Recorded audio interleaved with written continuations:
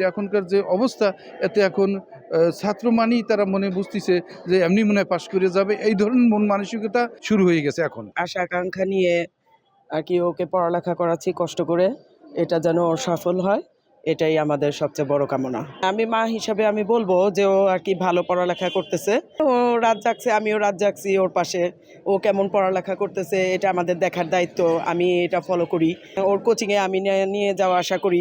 যে এখনকার যে অবস্থা, এতে এখন ছাত্র মানেই তারা মনে বুঝতেছে যে এমনি মনে হয় পাশ করে যাবে, এই ধরনের মন মানসিকতা তাদের ভিতরে এই যে শুরু হয়ে গেছে এখন।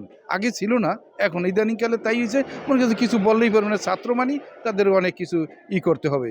তারপরও অনেক কষ্ট, অনেক কিছু করার পর ওই এইভাবে যেভাবে আমরা চলতেছি, যে কষ্ট করে যেভাবে পড়াচ্ছি, এটা যদি পাশ করেন, ভিতরে কিভাবে কি হচ্ছে জানি না, বাইরের থেকে দেখা গেল ভালোই, এই আর কি ঘটনা। আমরা চেষ্টা করছি অনেক কষ্ট করে, অনেক কিছু করেই আমরা চেষ্টা করতেছি ছেলেটা যেন ভালো রেজাল্ট করে, এবং ভালো রেজাল্টের জন্য এই যে বাবা মার এই আশাটুকু থাকে। আমার বাবা মা যা চাইছে আমি তো তাই চাচ্ছি, যে আমার ছেলে পেলে ভালো হয়েছে, সকালবেলা আইসা কাজ টাজ ফালাইসা দাঁড়াইছি, ছেলেটা যেন একটু ভালো লেখাপড়া করে এবং ভালোই করে, এরই চাওয়া পর আর কিছুই না।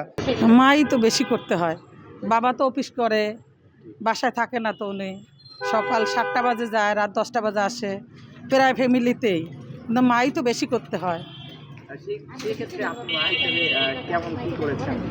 তার পিছনে তো অনেক কিছু করতে হয়েছে মেয়ের পিছনে, যে সে ঘুমাবে কখন, তাকে ডাকবো কখন, খাবে, নাস্তা খাবে কখন, স্কুলে যাবে কখন, কোচিংয়ে যাবে কখন, এটা তো মায়েরই দায়িত্ব মা হিসেবে।